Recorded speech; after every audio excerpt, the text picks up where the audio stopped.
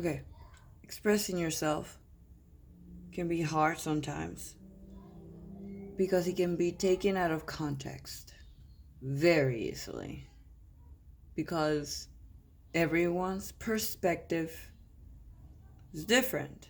It's all a matter of what you went through and how you took that situation in. How did you saw yourself and how you got out of it. And a lot of that get missed because there's emotions involved, our emotions, how we feel. And then we also forget that others feel the exact same way. Sometimes the victim and the person who aggravated the other person can feel the exact same way. And that can also that can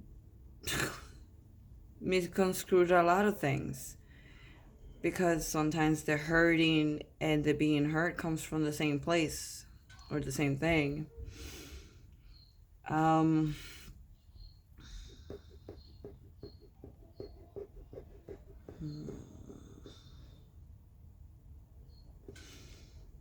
so, how to take this in? How did I apply this in my life? Oh, with everyday living, I guess. Let me see. How did I apply it? Because I guess I did a lot of observing and there was a lot of knowing and there was a lot of intuition involved. There was a lot of other things that cannot necessarily be explained. A part of me also knew certain things. This is why there were things in my life that didn't happen or I avoided from happening because I knew better. Meaning that there is a lot of people in this world in a lot of trouble because they put themselves there. And a lot of them, once again, either told me or yelled at my face or like I heard it. And I usually it starts like I did this because I thought this or I did that because I thought that. And usually our thoughts gets us in trouble because we are making the stories up. Where are we making this up? Where are we finding this information? Seriously.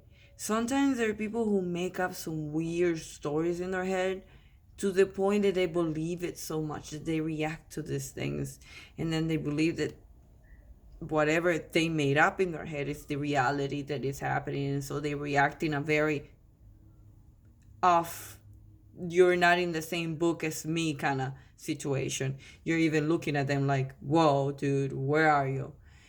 And it is because of that. It is because sometimes we don't grow up. Sometimes we're so stubborn in our ways that we're just like, no, I'm gonna do whatever the hell I want, regardless of all the warning signs that the whole damn world is showing me.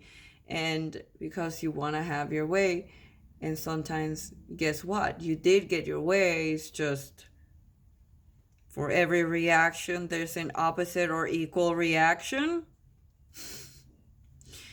And sometimes we mean well. Sometimes we mean very good things and it doesn't go well.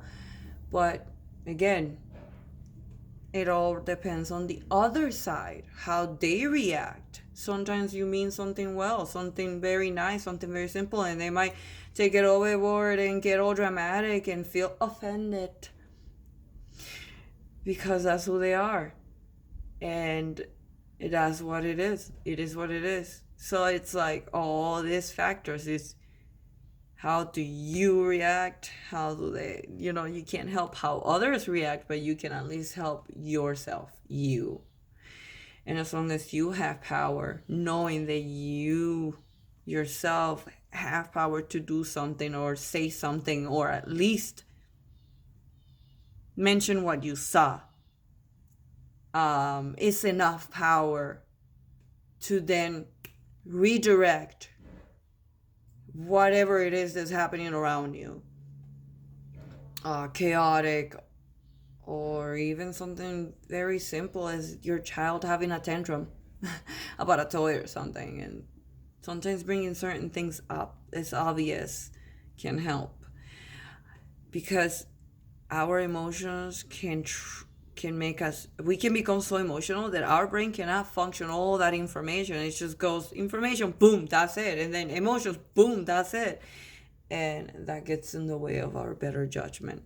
So it has nothing to do with losing your fire or your flair, or because breathing in and breathing out doesn't mean that we're trying to calm the masses, because someone told me that breathing in and breathing out means not turning into Kylo Ren's and breaking everything just because you had a 5-second tantrum. So, yeah, it's all about knowing the difference of now and then and what accumulates. And this applies to life and everything we do every second of the day.